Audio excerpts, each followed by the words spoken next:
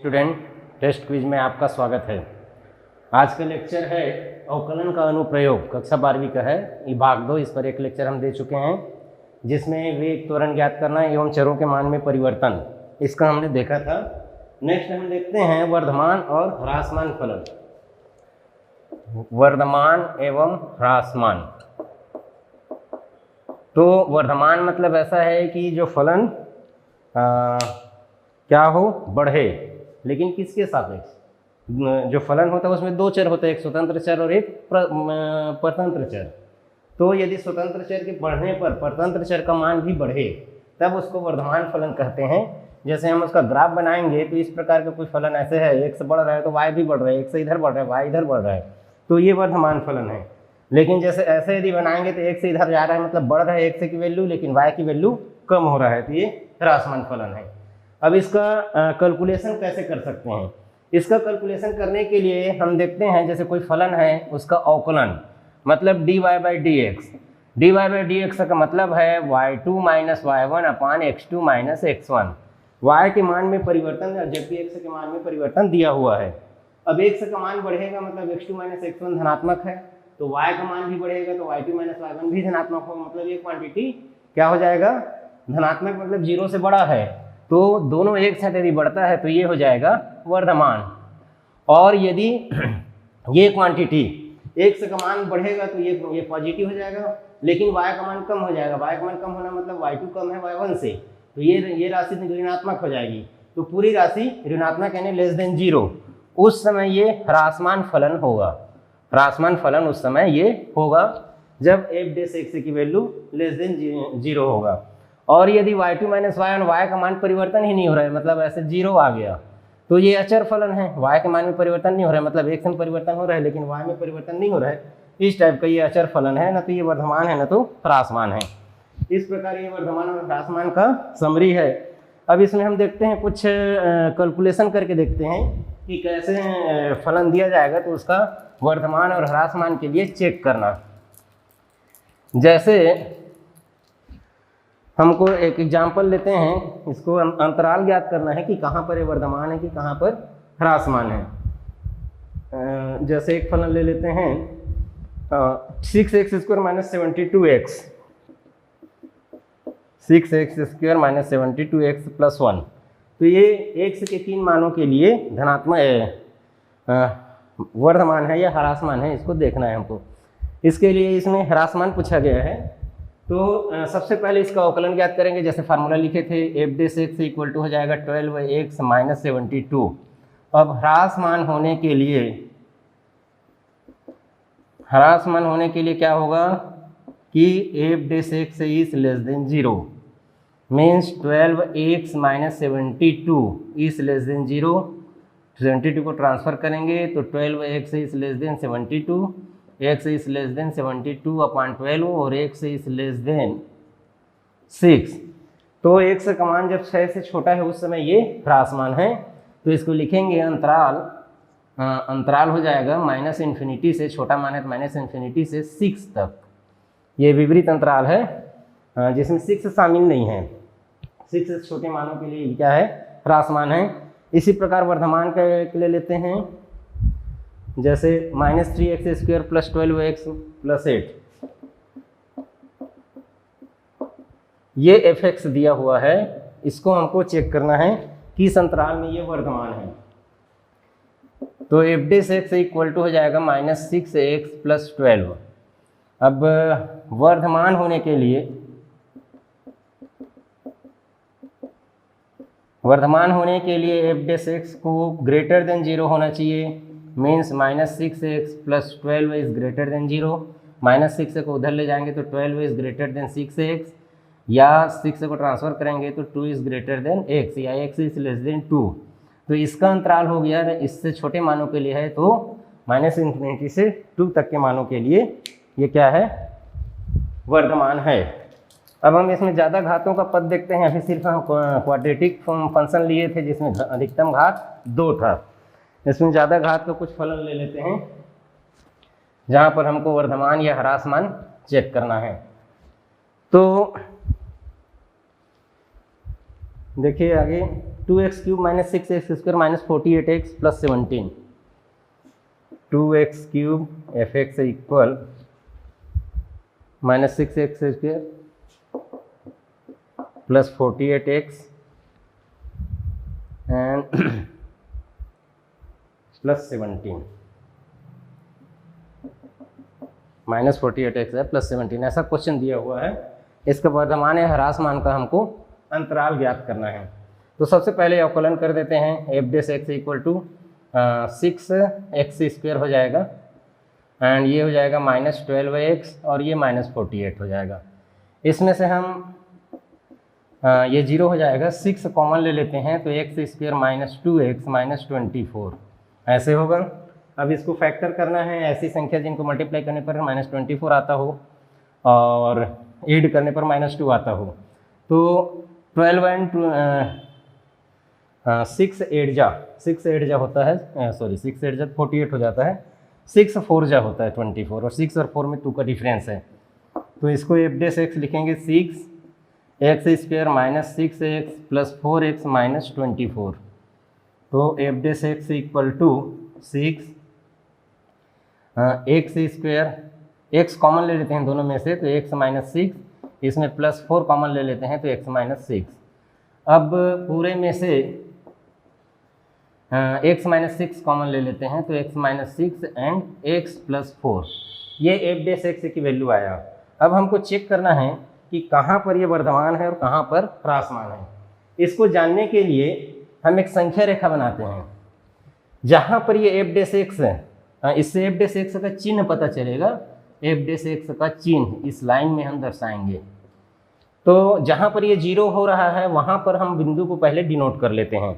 जैसे x equal -4 पर ये 0 है तो -4 यहाँ डाल लेते हैं, और x इक्वल टू 6 पर 0 है तो 6 को इधर डाल लेते हैं, 6 -4 से बड़ा है। अब देखिए हम देखते हैं इस यहाँ पर मैंने -4 से छोटे मानों के लिए, -4 और 6 से के बीच में और 6 से बड़े मानों के लिए इसका चिन्ह क्या होगा, इसके बारे में देखते हैं। तो देखिए -4 से छोटे मान, -4 से छोटा मान जैसे -5 है। यदि यहाँ पर मैं x की जगह -5 रखता हूँ तो ये -5 -6 यानी -11 आ जाएगा, और ये -5 प्लस 4 तो -1 आ जाएगा, यानी ये भी माइनस ये भी माइनस, तो दोनों माइनस मल्टीप्लाई होकर के -4 से जब छोटा होगा तो इसकी जो साइन है वो पॉजिटिव है। और -4 और 6 के बीच में यदि रखें, -4 और 6 के बीच में कहीं 0 है, 0 रख देंगे तो ये माइनस और ये प्लस हो जाएगा, तो एक माइनस एक प्लस है तो यहाँ पर नेगेटिव आएगा। और 6 से यदि ज़्यादा मान रखते हैं तो ये भी पॉजिटिव हो जाएगा, ये भी पॉजिटिव, दोनों पॉजिटिव है, तो फिर 6 के आगे इसकी जो साइन है वो पॉजिटिव हो जाएगा। अब हम इसको देख करके बता सकते हैं कि कहाँ पर वर्धमान है और कहाँ पर ह्रासमान है। तो देख सकते हैं, ये देखिए ह्रासमान यानी जहाँ पर लेस देन 0 है नेगेटिव है, तो -4 और 6 के बीच में, -4 और 6 के बीच में यानी -4 और 6 के अंतराल में ये क्या है, ह्रासमान है। और वर्धमान है जहाँ पर ये पॉजिटिव है, -4 से छोटे मानों के लिए मीन्स -∞ से -4 तक, और साथ में 6 से इन्फिनिटी तक, 6 से इन्फिनिटी तक इसका यूनियन ले लेते हैं दोनों जगह। तो इस प्रकार ह्रासमान इसमें है और वर्धमान इसमें है। इस प्रकार ये फलन को हमने वर्धमान और ह्रासमान दोनों चीज़ हम निकाल लिए गुणन करके। इसमें और जैसे कुछ ज़्यादा घात यदि मिलता है उस समय देखिए और एक आके एग्जाम्पल देख लेते हैं। जैसे 2x³ है, एक ही बार में यदि समझ में ना आया हो तो इस प्रकार के एक एग्जाम्पल और ले लेते हैं।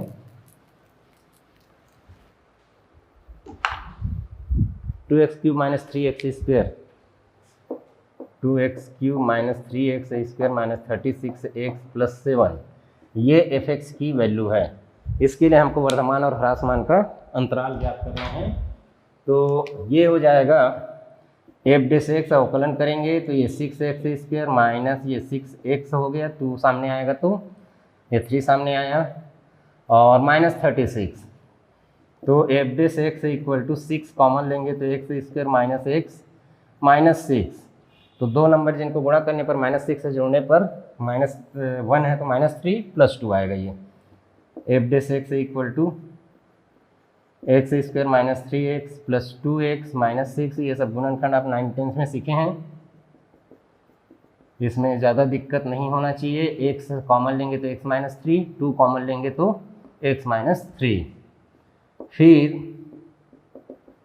x माइनस 3 कॉमन लेंगे तो x प्लस 2, सेम उसी के जैसे है। एक नंबर लाइन लेंगे ऐसे, ये 3 पे 0 हो रहा है और माइनस 2 पे 0 हो रहा है। अब f बेस x का चिन्ह को हमको देखना है इस नंबर लाइन में। तो माइनस 2 से छोटे लेंगे, माइनस 2 से छोटा जैसे मान लीजिए हम माइनस 3 ले लेते हैं, माइनस 2 से छोटा, तो ये माइनस 3 माइनस 6, माइनस 3 प्लस 2 तो माइनस 1, दोनों माइनस है तो यहाँ पॉजिटिव और यहाँ नेगेटिव आ जाएगा।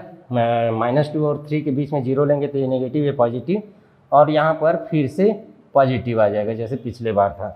तो इसको आसानी से लिखा जा सकता है कि ह्रासमान है, ह्रासमान कहाँ है, ये है माइनस 2 और 3 के बीच में, माइनस 2 3 के बीच में ह्रासमान है, और वर्धमान है माइनस इन्फिनिटी से माइनस 2 तक, साथ में 3 से इन्फिनिटी तक। इस प्रकार इसका वर्धमान और ह्रासमान को ज्ञात किया जा सकता है। कुछ क्वेश्चन ऐसे हैं जो डायरेक्ट रहेगा कि वर्धमान ह्रासमान दोनों ना हो करके कुछ अंतराल में ये ह्रासमान है, कुछ अंतराल में वर्धमान है। कुछ क्वेश्चन क्या होंगे, डायरेक्ट होंगे, या तो ह्रासमान ही होंगे या तो वर्धमान ही होंगे, जैसे कि f(x) = 3/x,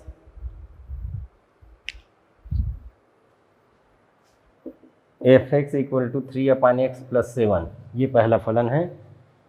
और दूसरा एक लिख लेते हैं x⁵ + 20x, f(x) = x⁵ + 20x + 6, ऐसे।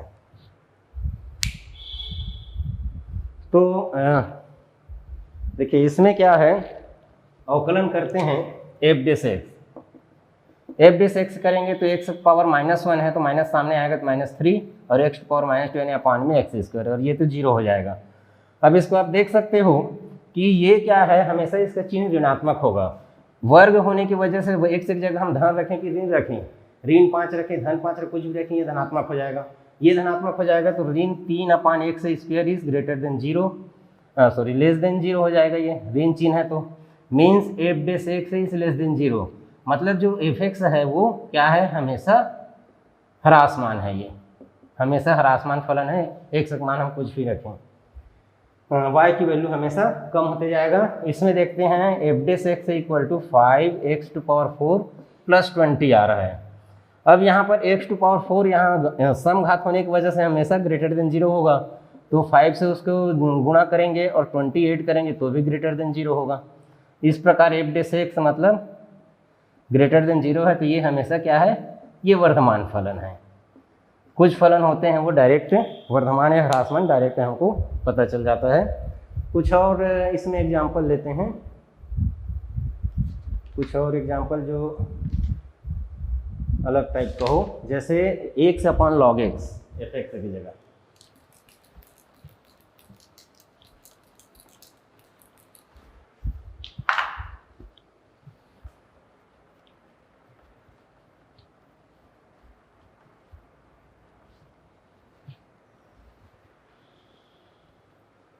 f(x) =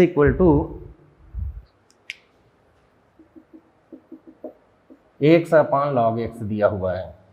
तो सबसे पहले f बेस x निकालते हैं। f बेस x = हो जाएगा u/v method log x d/dx of x minus x d/dx of log x upon log x का स्क्वायर। तो f बेस x = इस x का 1 हो जाएगा log x, और log x का 1/x होगा तो इससे कटेगा तो -1 आएगा अपॉन log x का स्क्वायर। अब वर्धमान के लिए, वर्धमान होने के लिए क्या होना चाहिए, f बेस x को ग्रेटर देन 0 होना चाहिए, means log x -1 upon log x whole square is greater than 0। तो ये नीचे का ट्रांसफर होगा 0 तरफ तो हो जाएगा log x -1 is greater than 0 या log x is greater then 1। इसका बेस e है, बेस e है तभी इसका अवकलन 1/x लिखे हैं। अब ऐसे क्वेश्चन में क्या होगा कि जैसे log 32 बेस 2 इक्वल टू 5 ऐसा लिखते हैं, यानी यहाँ का जो है उसके पावर में इसको डालते हैं तो इसको इक्वल आता है 2 to power 5 equal to 32। Computation base पे वैसे लॉग का एक अलग से लेक्चर हमने किया हुआ है।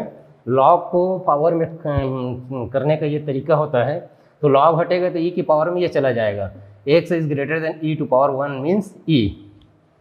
तो वर्धमान का अंतराल हो गया कि एक्स को ई से बड़ा होना चाहिए, यानी ई से इन्फिनिटी तक प्राप्त होना चाहिए। ई से इन्फिनिटी तक के लिए क्या होगा, वर्धमान होगा। उसके बाद जब लेस देन करेंगे तो यहाँ लेस देन आ जाएगा। ह्रासमान के लिए, ह्रासमान के लिए भी देखना है तो log x minus 1 is less than 0 means log x base is less than 1, तो x is less than e to power 1, मतलब माइनस इन्फिनिटी से e तक ये क्या हो जाएगा, ह्रासमान हो जाएगा। इस प्रकार इसका दोनों अंतराल निकलेगा।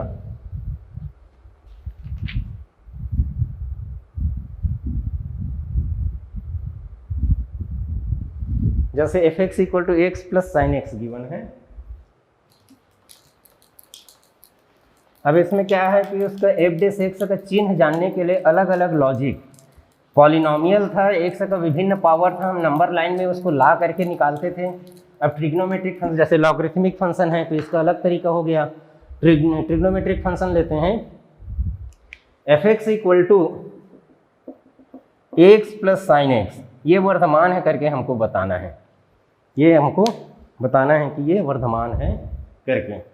तो एफ डेस एक्स करेंगे तो ये 1 प्लस कॉस एक्स हो जाएगा, और कॉस एक्स की वैल्यू हमेशा +1 और -1 के बीच में होता है, तो इसकी वैल्यू हमेशा पॉजिटिव हो जाएगी। तो यहाँ +1 तो है, -1 होगा उस समय 0, उस समय एक प्रकार से कांस्टेंट रहेगा। लेकिन जैसे ही -1 से कुछ बड़ा होते जाएगा तो क्या होता जाएगा, जैसे -1/2 है उस समय ये पॉजिटिव हो जाएगा, और 1 पर तो इन्हें जब cos x 1 होगा, -1 से बड़ा या बराबर होता है cos x, या 1 से छोटा होता है, तो एफ डेस एक्स हमेशा क्या हो जाएगा, 0 से बड़ा या बराबर हो जाएगा। -1 होगा उस समय 0, और उस बाकी टाइम में वो बड़ा हो जाएगा। इसलिए हमेशा ये क्या है, वर्धमान फलन है। मतलब ये trigonometric function cos x sin x की वैल्यू -1 और +1 के बीच में होता है, इस आधार पर पता चले कि ये वर्धमान है करके।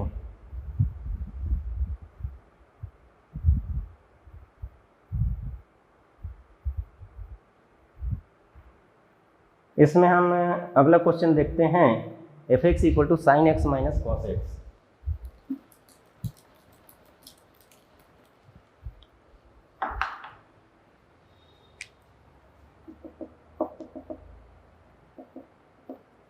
F x equal to sine x minus cos x हमको अंतराल दिया गया है 0 to 2 पाई।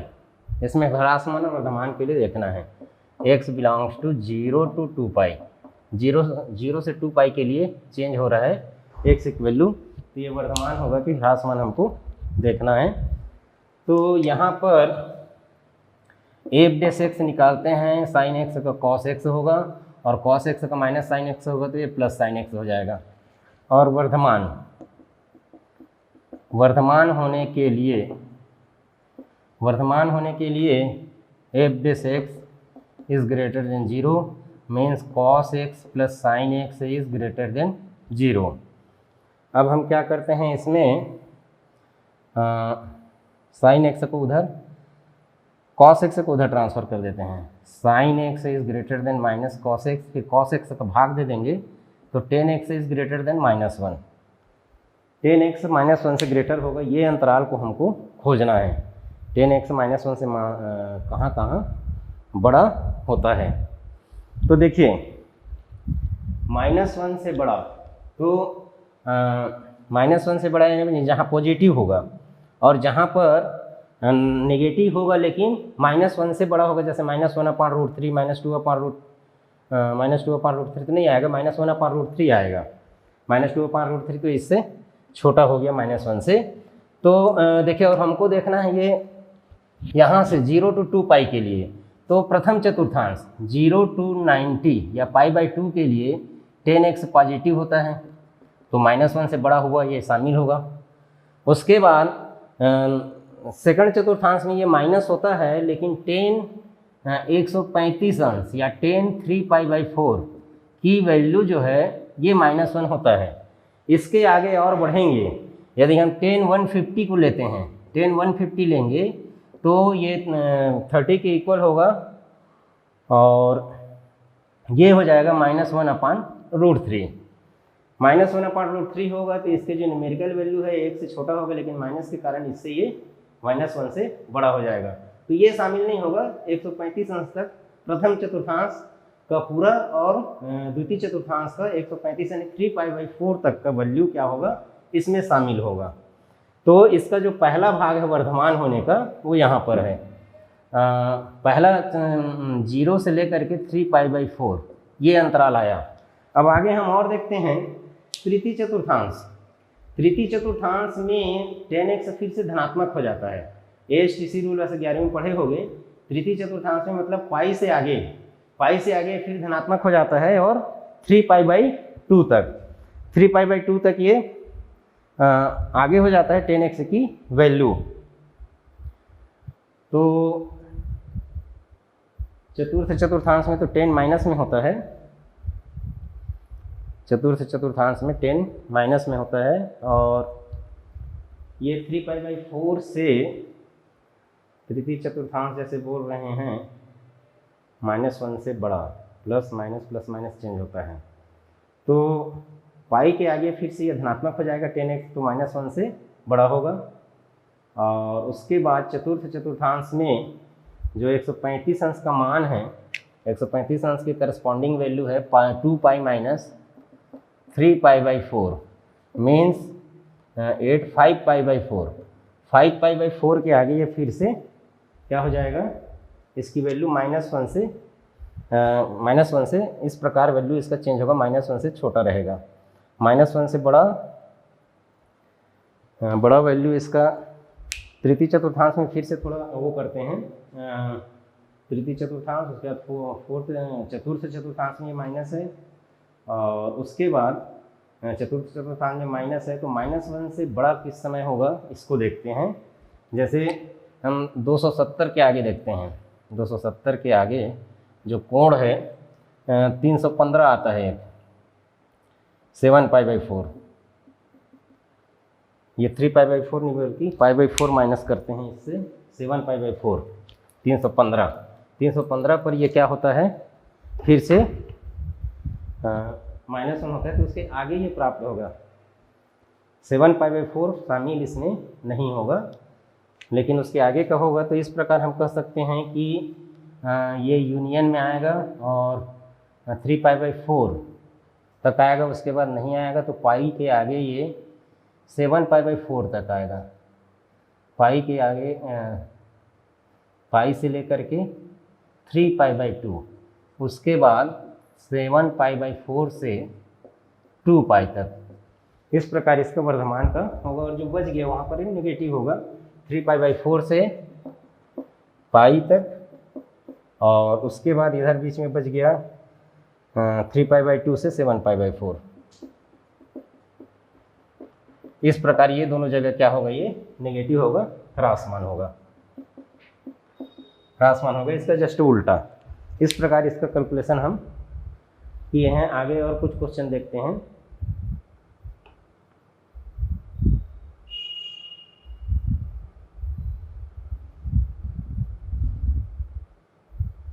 एक क्वेश्चन देखते हैं जिसमें ना वर्धमान है ना ह्रासमान सिद्ध करना है।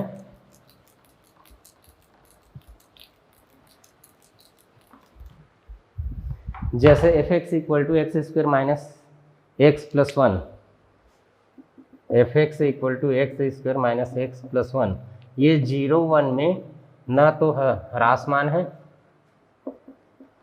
ना वर्धमान, ये सिद्ध करना है। तो देखिए क्या होगा, f' निकालते हैं, f' निकालते हैं तो ये 2x - 1 हो जाएगा। और यदि ये वर्धमान का कंडीशन निकालते हैं, वर्धमान होने के लिए f' is greater than 0, 2x - 1 is greater than 0। तो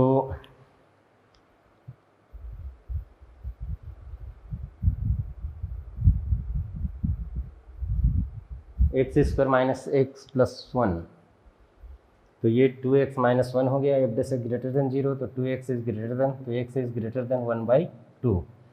बस ये क्वेश्चन कुछ डिफ़ॉल्ट लग रहा है, इसको छोड़ दीजिए कि ये तो आ रहा है 0 1 में शामिल है x इज ग्रेटर देन 2, इसीलिए इसको छोड़ देते हैं, कुछ प्रिंटिंग मिस्टेक वगैरह होगा। एफ एक्स को लिखने में कुछ प्रिंटिंग मिस्टेक इसमें होगा, तो इसको छोड़ते हैं। अगला इसका पार्ट देखते हैं हम, उच्चिष्ट निम्निष्ट।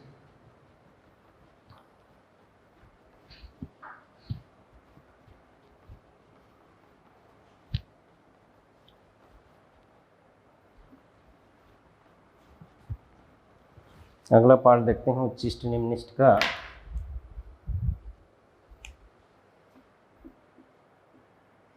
उच्चिष्ट निम्निष्ट, उच्चिष्ट निम्निष्ट का मतलब है कि फलन का मान या y का मान एक से किसी मान के लिए यदि आसपास की वैल्यू से ज़्यादा हो जाए तो उसको उच्चिष्ट कहा जाता है। और यदि जैसे कि ये कोई फलन है जिसका ग्राफ ऐसा है, तो ये पॉइंट ऐसा है जहाँ पर y का मान x का मान जैसे बढ़ रहा है, तो y का मान पहले बढ़ रहा है, वर्धमान है, उसके बाद क्या है, ये ह्रासमान हो जा रहा है, तो y की वैल्यू कम हो रहा है, तो जहाँ पर उसका मान अधिकतम पहुँचता है वहाँ पर को उच्चिष्ट कहा जाता है। और इसमें खास बात ये है कि उच्चिष्ट पर से यदि स्पर्श रेखा खींचेंगे तो ये x अक्ष के समांतर होता है, इसीलिए ये यहाँ पर dy/dx जो है 0 होता है, क्योंकि यहाँ पर स्पर्श रेखा की जो प्रवणता होती है वो 0 हो जाती है। 10 पाई इज 0, आप निर्देशांक ज्यामिति वगैरह में पढ़े होंगे। और कोई फलन का ग्राफ यदि ऐसे है तो ये पॉइंट ऐसा है जहाँ पर y की वैल्यू बाकी जगह की वैल्यू से कम है, तो उसको कहा जाता है निम्निष्ट। यहाँ पर उच्चिष्ट है और यहाँ पर निम्निष्ट है, दोनों ही जगह में स्पर्श रेखा x अक्ष के समांतर होता है, इसीलिए दोनों जगह dy/dx 0 होता है। आगे इसमें क्या होता है कि इसको जो अभी हमने परिभाषा दिया है उसको स्थानीय भी बोला जाता है, स्थानीय उच्चिष्ट और स्थानीय निम्निष्ट। अब जैसे कोई फलन ऐसा है, इस प्रकार उसका ग्राफ बन रहा है ऐसे, तो यहाँ पर भी उच्चिष्ट है, यहाँ पर भी उच्चिष्ट है। फलन के विभिन्न मान जो है यहाँ से यहाँ जाएंगे तो कभी उच्चिष्ट कभी निम्निष्ट प्राप्त हो रहा है, तो जहाँ पर फलन का मान सबसे ज़्यादा हो उसको परम उच्चिष्ट बोला जाता है। परम उच्चिष्ट है ऐसे, इसको परम उच्चिष्ट बोला जाता है, इसको स्थानीय उच्चिष्ट कहा जाता है। फलन का मान हम अलग अलग बिंदु पर निकालते जाएंगे और जहाँ पर उसकी वैल्यू फलन का मान या y की वैल्यू सबसे ज़्यादा हो जाए वो कहलाता है परम उच्चिष्ट। तो इस प्रकार ये स्थानीय और परम का कुछ डेफिनेशन है। आगे इसमें हम देखते हैं इसका कैलकुलेशन कैसे किया जाता है। तो सबसे पहले तो जैसे कि मैंने बताया कि जहाँ उच्चिष्ट या निम्निष्ट होता है वहाँ पर फलन का स्पर्श रेखा क्या होता है, x अक्ष के समांतर होता है, इसीलिए dy/dx। मतलब पहले फलन दिया हुआ है तो f डे से x करेंगे, उसको 0 के इक्वल करेंगे, इससे हमको x equal to something value मिलेगा। इसको कहा जाता है नति परिवर्तन बिंदु। ऐसे जैसे बनाए हैं तो जहाँ जहाँ स्पर्श रेखा 0 हो रहा है वो नति परिवर्तन बिंदु बने, वहाँ पर से ग्राफ मुड़ा हुआ है, ऐसा है। और उसके बाद उसका दूसरा इंटीग्रेशन लेंगे f डबल डे से, और ये यदि नेगेटिव है तो इसको उच्चिष्ट कहा जाएगा, और ये यदि पॉजिटिव है तो इसको निम्निष्ट कहा जाएगा। और ये यदि 0 के इक्वल आ जाता है तो दोनों नहीं होगा, ये ना तो उच्चिष्ट होगा ना तो निम्निष्ट होगा। आगे फिर कैलकुलेशन करेंगे और इन पॉइंट x की वैल्यू को रखना है। यदि तीसरा अवकलन 0 आता है तो चौथा अवकलन से उसका उच्चिष्ट या निम्निष्ट का निर्धारण होगा। कोई भी बिंदु का मान रखेंगे तो इसका एग्जाम्पल लेते हैं।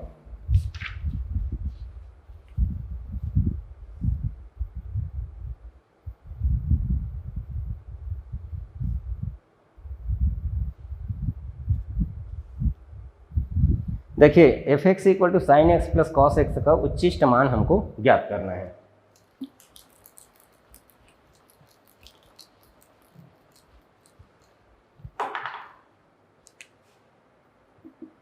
F x equal to sine x plus cos x, इसका उच्चिष्ट मान हमको ज्ञात करना है। तो सबसे पहले इसका पहला अवकलन हम लेते हैं एफ डे से एक्स, तो ये कॉस एक्स हो जाएगा, इसका माइनस साइन एक्स हो जाएगा।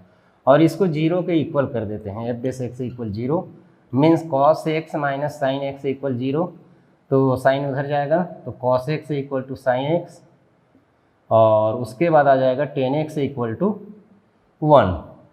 कॉस को इधर ले जाएंगे तो tan X equal to one, तो x equal to pi by four, और तृतीय चतुर्थांश का भी कोण मिलेगा इसमें 180 प्लस तो 225 डिग्री का मिलेगा, फिर 360 के आगे मिलेगा 405, ऐसे ये सब मान प्राप्त होंगे। यदि इसका जनरल सॉल्यूशन लिखेंगे तो ये 10 पाई बाई 4 है, तो इसका general solution x equal to n pi plus pi by 4, ऐसे करके आप 11th में सीखे होंगे। तो 0 रखेंगे तो ये आएगा, 1 रखेंगे तो ये आएगा, 2 रखेंगे तो ये आएगा, ऐसे करके आते जाएगा ये। तो इसके बहुत सारे मान हैं, मतलब ये सब क्या हुए, नति परिवर्तन बिंदु है, सैडल पॉइंट बोला जाता है। अब हमको चेक करना है कि कहाँ पर उच्चिष्ट है, कहाँ पर निम्निष्ठ है, या उच्चिष्ट वाले जगह को ही बस देखना है हमको। तो इसके लिए एफ डबल डैश निकालते हैं, f double dash x equal to f double dash x, इसका अवकलन करेंगे, कॉस एक्स का माइनस साइन एक्स होगा, और साइन एक्स का कॉस एक्स होगा तो माइनस कॉस एक्स होगा। सामने में आ गया sign x plus cos x, सामने में माइनस आ गया, सामने में माइनस आ गया। तो अब देखिए पाई बाई 4 रखेंगे तो ये पॉजिटिव और ये दोनों पॉजिटिव, लेकिन इसके कारण ये नेगेटिव हो जाएगा। 225 रखेंगे तो ये तृतीय चतुर्थांश का है, दोनों नेगेटिव होता है, इसको पॉजिटिव कर देगा। तो वैसे क्या है, वो हमको जो प्रूव करना है, इसका उच्चिष्ट मान ज्ञात करना है। तो यहाँ पर उच्चिष्ट है ये x equal to pi by 4 पर एफ डबल डैश एक्स जो है, एफ डबल डैश एक्स निकालेंगे तो ये पॉजिटिव, इसके कारण ये नेगेटिव है। तो x equal to pi by 4 पर उच्चिष्ट है, यहाँ पर ये उच्चिष्ट है। तो उच्चिष्ट मान एफ पाई बाई 4 होगा, means sine pi by 4 plus cos pi by 4। तो ये 1/√2 होता है, ये भी 1/√2 होता है, ऐड कर देंगे तो 1 + 1, 2/√2 मतलब √2, 2/√2 √2 से कटेगा तो √2 आएगा। तो ये इसका उच्चिष्ट मान है, और उसको सिद्ध भी कर दिए कि उच्चिष्ट मान वही है करके।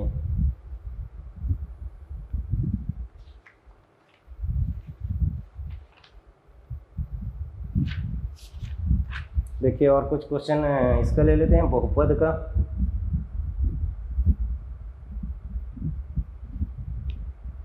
बहुपद का उदाहरण ले लेते हैं,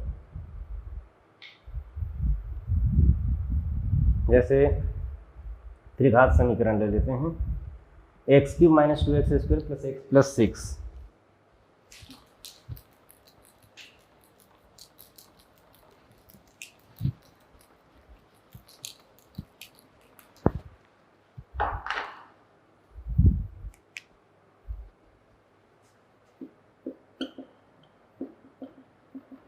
ये ऐसा फलन दिया है, इसका उच्चिष्ट या निम्निष्ठ मान हमको ज्ञात करना है, उच्चिष्ट या निम्निष्ठ मान ज्ञात करना है हमको।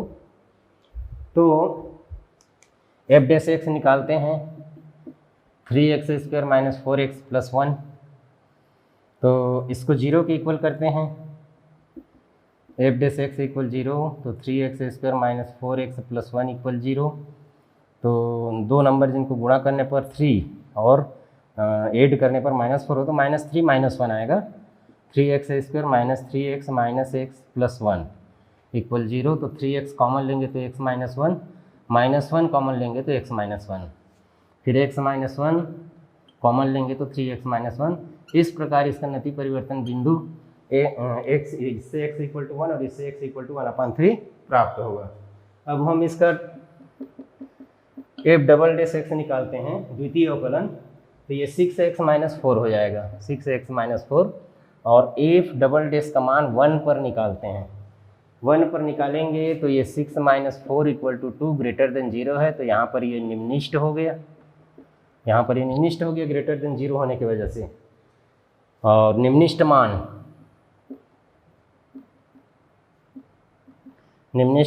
F1 पे निकलेगा, एफ डबल डैश 1 जो है क्या है, ग्रेटर देन 0 है, इसलिए F1 तो 1 रखते हैं फलन में, यहाँ पर 1, ये -2 + 1 + 6, तो ये हो जाएगा 1 माइनस 2 प्लस 1 प्लस 6, तो ये हो जाएगा 6 है इसका निम्नलिखित मान।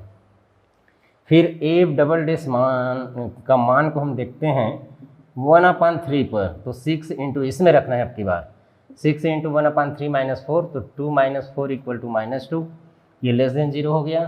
तो यहाँ पर ये उच्चिष्ट है, यहाँ पर ये उच्चिष्ट है और उच्चिष्ट मान इसका निकलेगा, उच्चिष्ट मान f 1/3 पर निकलेगा।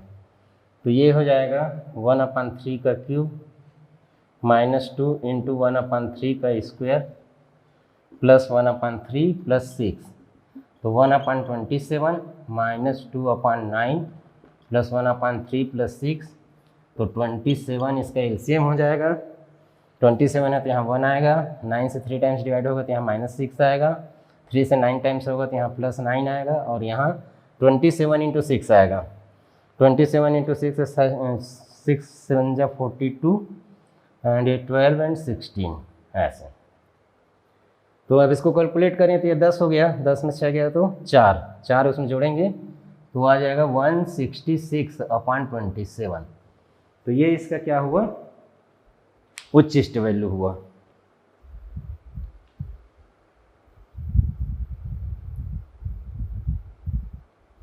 जो x इक्वल टू 1/3 पर है। आगे देखते हैं कुछ प्रूफ करने वाला क्वेश्चन देखते हैं। प्रश्न में ही कुछ बता दिया जाएगा कि इसको ऐसा प्रूफ करो करके।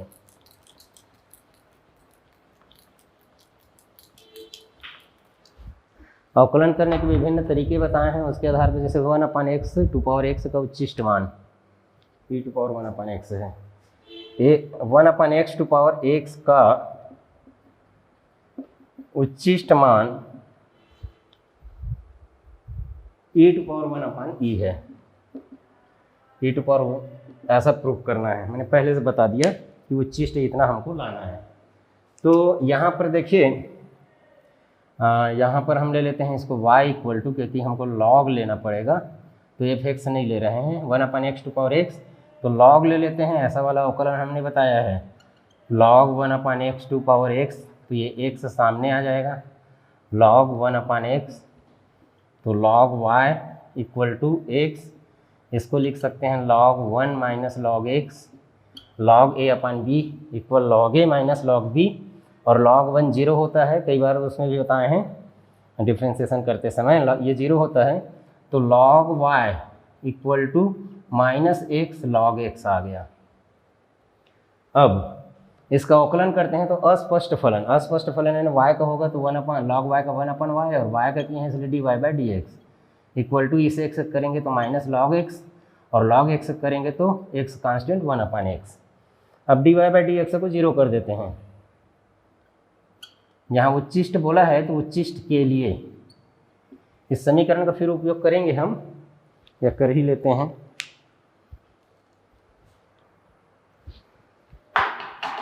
d/dx स्क्वायर निकालना पड़ेगा, इसलिए dy/dx इक्वल टू, ये तो 1 हो गया, -y 1 प्लस log x आएगा, यहाँ से 1 ये log x, तो d/dx स्क्वायर कर देते हैं, d/dx स्क्वायर, y का होगा तो 1 होगा, लेकिन माइनस dy/dx लिखेंगे 1 प्लस log x, और माइनस y 1 का 0 हो जाएगा, इसका 1/x हो जाएगा log x का। अब dy/dx और y की वैल्यू रख देते हैं, d/dx square equal to, dy/dx की जगह रखेंगे -y 1 प्लस log x, तो ये हो जाएगा minus minus plus y 1 plus log x square, y 1 plus log x square हो जाएगा, -y/x। इसको इसी फॉर्मेट में छोड़ देते हैं। अब हम उच्चिष्ट के लिए लिखते हैं, उच्चिष्ट के लिए dy/dx equal to 0, dy/dx equal to 0 होगा, तो ये आगे हो जाएगा dy/dx इक्वल 0, यानी इस लाइन को यूज करेंगे, -y 1 plus log x equal 0, या y को ट्रांसफ़र कर देंगे equal 0, log x equal to -1 या बेस e है तो x इक्वल टू e⁻⁻1 या 1/e हो जाएगा। अब d2y/dx² कहाँ पर, जब x इक्वल टू 1/e है, जो x की वैल्यू आए वहाँ पर इसका साइन चेक करते हैं। तो साइन चेक करने का मतलब है कि हमको वास्तव में तो यहाँ पर इसको इसके जगह 1 + log x से 0 करने पर प्राप्त हुआ, मतलब 1 + log x 0 हो ही जाएगा, ये 0 हो जाएगा, यहाँ पर आएगा -y और x की जगह 1/e तो -ey, और y की वैल्यू तो धनात्मक ही है, पावर में है तो x के रूप में, तो ये क्या हो गया, <0 हो गया, मतलब निम्निष्ट है। और निम्निष्ट वैल्यू इसका हो जाएगा जब हम x की जगह 1/e रखेंगे, x की जगह 1/e रखेंगे तो ये हो जाएगा 1/1/e⁻⁻1/e, तो ये अपान का फिर अपान है तो e ऊपर चला जाएगा और पावर में 1/e रहेगा। तो इस प्रकार इसका उच्चिष्ट मान हमने निकाल लिया।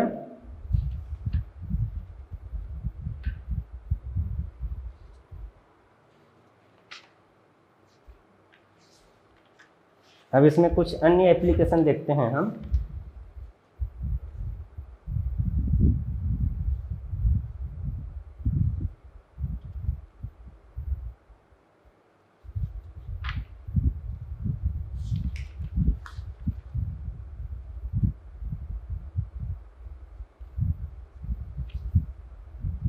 उच्चिष्ट निम्निष्ट का एप्लीकेशन है। ये तो फलन में हमने उच्चिष्ट निम्निष्ट चेक किया है।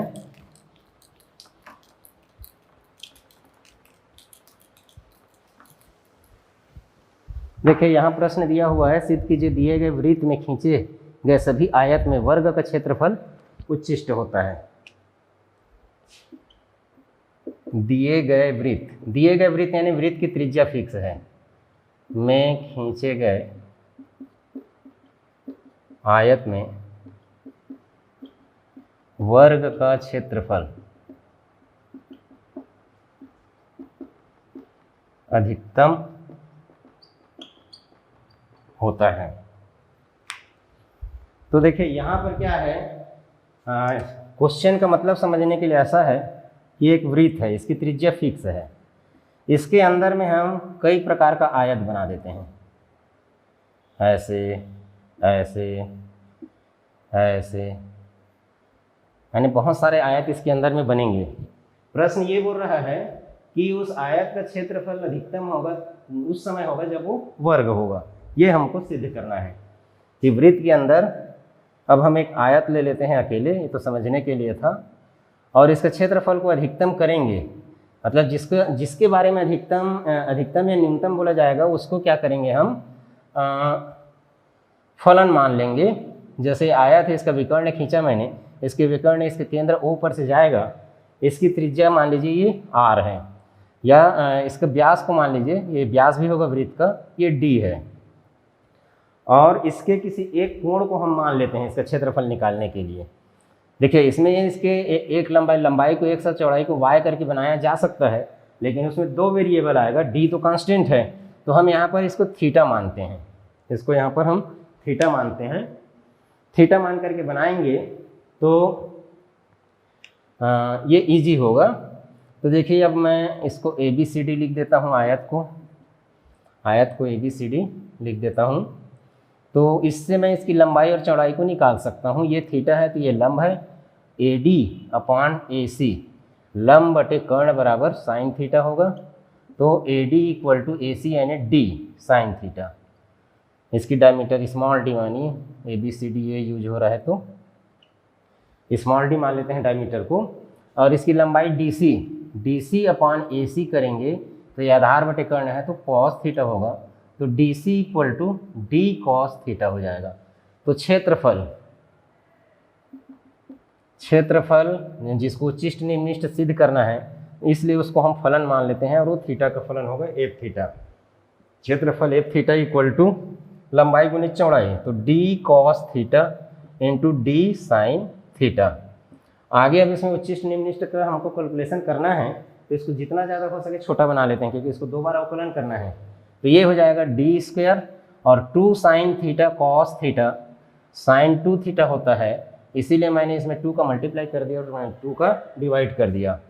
तो ये हो जाएगा d² 2 साइन 2 थीटा। त्रिकोणमिति में आप पढ़े हैं 2 sine theta cos theta sine 2 theta होता है। अब ये फलन बहुत छोटा हो गया, इसका पहला अवकलन करते हैं f' थीटा, तो d² 2 साइन थीटा का कॉस 2 थीटा होगा और 2 थीटा करेंगे तो यहाँ 2 आएगा।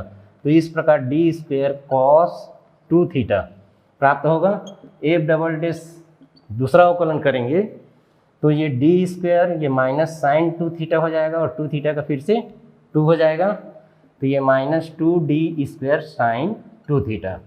अब क्या है, उच्चिष्ट के लिए, इसका क्षेत्रफल का उच्चिष्ट होने के लिए क्या होना चाहिए, f' theta equal 0। f' theta equal 0 means d² cos 2 theta equal 0, d² उधर चला जाएगा, मतलब 2 थीटा जो है वो π/2 के इक्वल होगा। 2 थीटा π/2 के इक्वल होगा तो थीटा इक्वल टू आ जाएगा π/4। अब थीटा इक्वल टू π/4 पर f" को देख लेते हैं। f" π/4 पर देखिए cos थीटा का मान जो है 90 पे 0 होता है, इसलिए 2 थीटा को हमने 0 लिया है, इसको cos π/2 लिखा जा सकता है।